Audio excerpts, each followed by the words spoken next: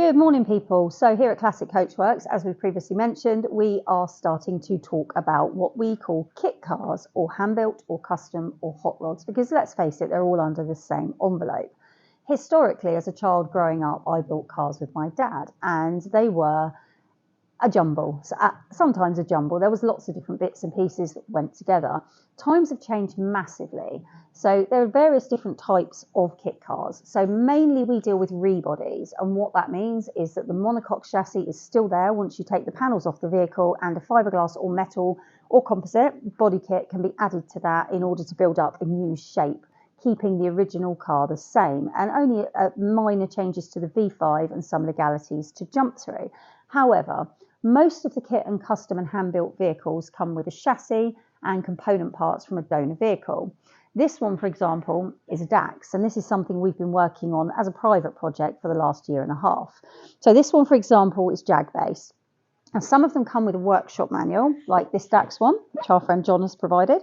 But you always do need to refer back, because you will have different components. So this one, for example, is a Jaguar based, as I said. So we've got an XK sat outside with a V12 engine in, which is really, really quite lovely and makes an awful lot of noise.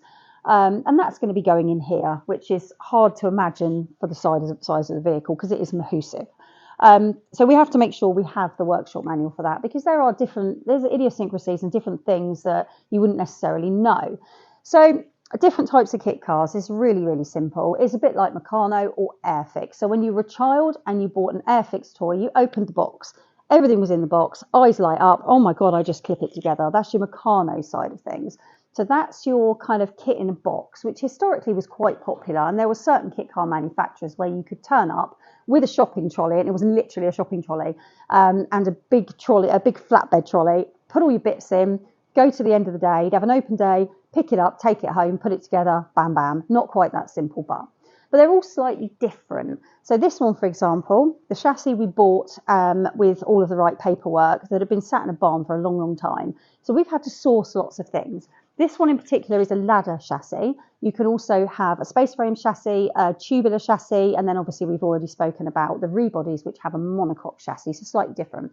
With this style of kit car, you have to have what is known as an IVA. Now, an IVA is a test. So obviously you have to have an MOT test on all cars, but an IVA test is a little bit more complicated.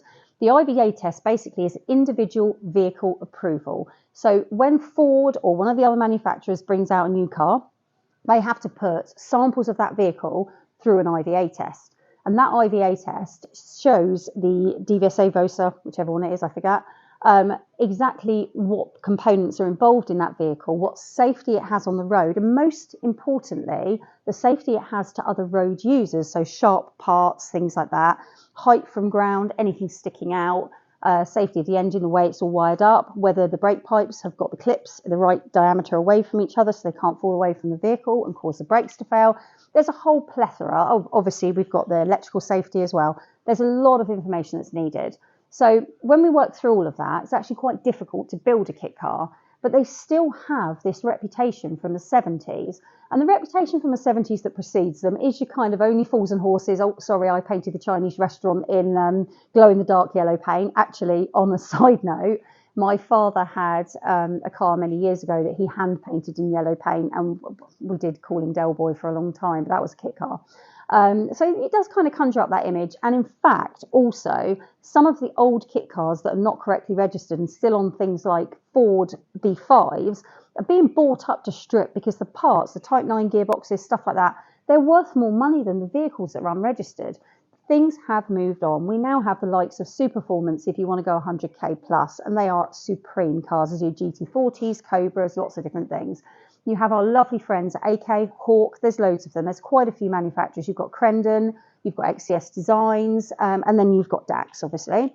But there's lots of them, and they all have slightly different ways of doing things, but they all have to put the vehicles together to a safe standard, whether it's a ladder chassis, whether it's a monocoque chassis for the rebodies. We still have to do certain things and jump through hoops.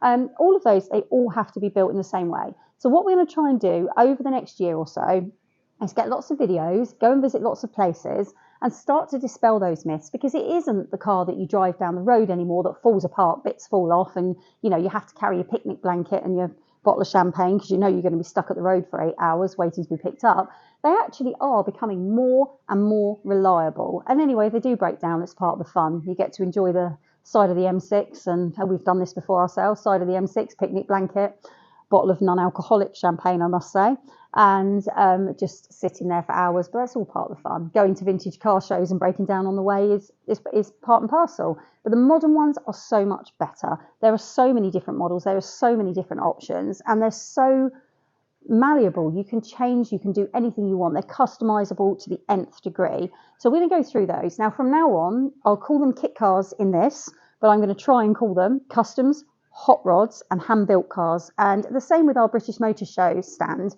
We're very lucky to be part of the Great British Motor Show in August every year. Bit of a plug there. Please come and see us. Draper sponsor us as the kit car zone. Now next year that will be changing to the hand-built, custom and hot rod zone. And we've got a little touch of that already this year because our friend John is going to be bringing a 1920s or 30s roller chassis that he's putting a aeroplane engine in. Yes, you've heard that right. So that will be a custom hand-built vehicle, but it will still come under the same legislation as the IVA. So it will still be a kit car if you like. So carry forward with the journey with us, follow us around, see what we're doing and learn, because we're learning all the time.